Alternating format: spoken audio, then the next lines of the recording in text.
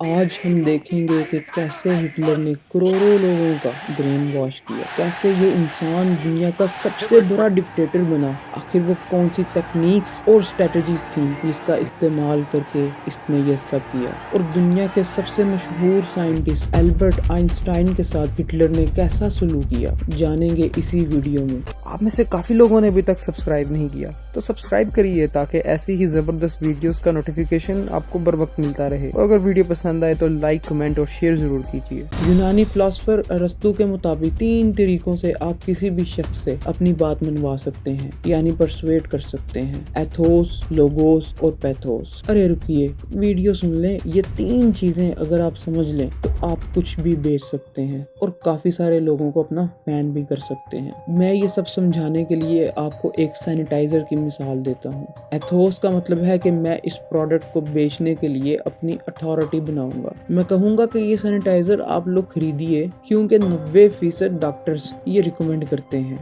Logos کا مطلب ہے کہ میں اس پروڈکٹ کو بیچنے کے لیے لاجک کا استعمال کروں گا۔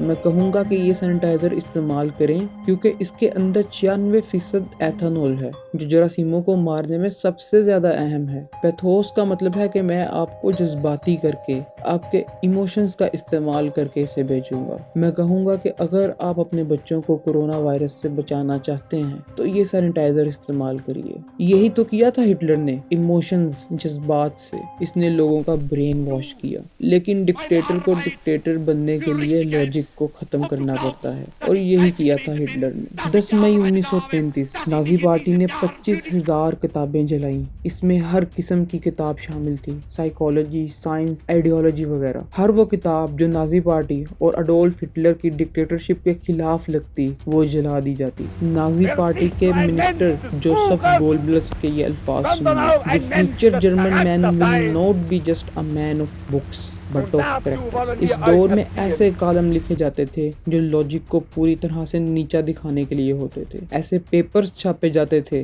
جس میں یہ بتایا جاتا تھا کہ جرمن تمام انسانوں میں سب سے اعلیٰ تر ہیں، صرف جرمن ہی وہ واحد لوگ ہیں جن کا خون خالص ہے اور باقی سارے انسانوں کا خون خالص نہیں، یعنی کہ دنیا پر حکمرانی کا حق صرف جرمن لوگوں کو ہے۔ ہٹلر کے دور میں لاجک کو ختم کرنے والوں کو کس طرح سپورٹ کیا گیا، ذرا وہ دیکھیے۔ آسٹریا کے اندر ایک انوینٹر کو خواب آیا کہ چاند برف کا بنا ہے۔ اس نے اس پر اپنی تھیوری پیش کی۔ ہٹلر نے اس تھیوری کو بہت سپورٹ کیا اور یہاں تک کہ اس انوینٹر کو ڈاکٹریٹ کی ڈگری بھی دی گئی۔ اس دور میں پروفیسرز، سائنسدانوں اور لاجک پر بات کرنے والے لوگوں کو دبانے کی پوری کوشش کی گئی۔ نازی پارٹی نے اسکولوں اور یونیورسٹیوں پر پورا کنٹرول کر رکھا تھا۔ پروفیسرز اپنی مرضی سے لگائے جاتے تھے اور اس بات کو یقینی بنایا جاتا تھا کہ جو بھی پڑھایا جائے اس میں نازی پارٹی کا نظریہ شامل ہو، اور اگر اس کے خلاف کوئی آواز اٹھائے گا تو اسے نوکری سے نکال دیا جائے گا۔ لیکن اس وقت آئنسٹائن جیسے کچھ لوگ موجود تھے جنہوں نے کھل کے نازی پارٹی کی مخالفت کی۔ اڈولف ہٹلر کے پاور میں آنے کے بعد آئنسٹائن نے اپنی نوکری سے احتجاجاً استعفیٰ دے دیا اور یہاں تک کہ یہ بھی کہا کہ میں اس شہر کو چھوڑ کر جانا چاہتا ہوں اور مجھے جرمنی کی شہریت بھی نہیں چاہیے۔ جرمنی کا میڈیا بھی بک چکا تھا۔ انہوں نے آئنسٹائن کو جی بھر کے بدنام کرنے کی کوشش کی۔ اتنا ہی نہیں، برلن میں نازی پارٹی نے آئنسٹائن کے سائنٹیفک ریسرچ پیپر بھی جلا دیے۔ آئنسٹائن کو ملک کا سب سے بڑا دشمن بنا دیا گیا۔ جب آئنسٹائن کی جان کو خطرہ لاحق ہوا تو وہ بیلجیم چلے گئے، جہاں بیلجیم کے شاہی خاندان نے ان کو سیکیورٹی فراہم کی۔ 30 اگست 1993 آئنسٹائن کے فلاسفر دوست تھیوڈور لیسنگ کو نازی پارٹی کے لوگوں نے قتل کر دیا اور اس بات پر انہیں بہت سراہا گیا۔ ان کے قتل کے بعد اخبارات میں آئنسٹائن کی تصویر کے ساتھ یہ سرخی چھپی کہ اگلی باری آئنسٹائن کی ہے، اور آئنسٹائن کے قتل پر انعام بھی رکھا گیا۔ خیر، آئنسٹائن کے بعد ہٹلر پر واپس آتے ہیں۔ ہٹلر کی دوسری تکنیک تھی کہ جرمنز میں ڈر پیدا کرو، وہ ایسے کہ ایک دشمن کے ذریعے لوگوں میں خوف پیدا کیا جائے اور پھر ہٹلر آئے گا اور ان دشمنوں سے ساری قوم کو بچائے گا، اور یہاں پر وہ دشمن تھے یہودی۔ جرمنی میں جتنے بھی مسائل تھے इनका जिम्मेदार यहूदियों को ठहराया गया।